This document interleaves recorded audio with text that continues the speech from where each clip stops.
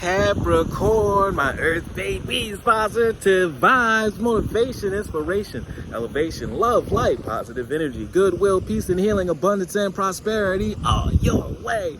Please like, share, comment, and subscribe. This page has been a blessing to you. Check out my LinkTree. Link is in the bio. I do have some special treats there for you. Your word of the day is freedom.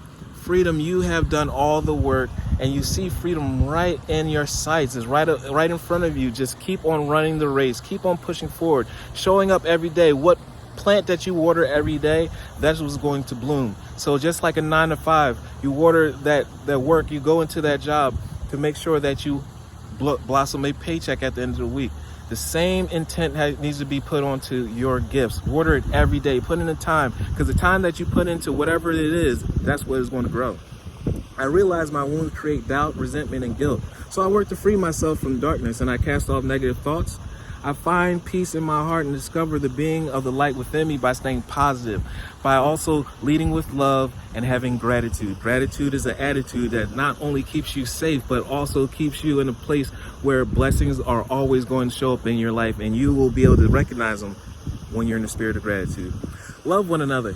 Be kind to one another. Love yourself. I love you too.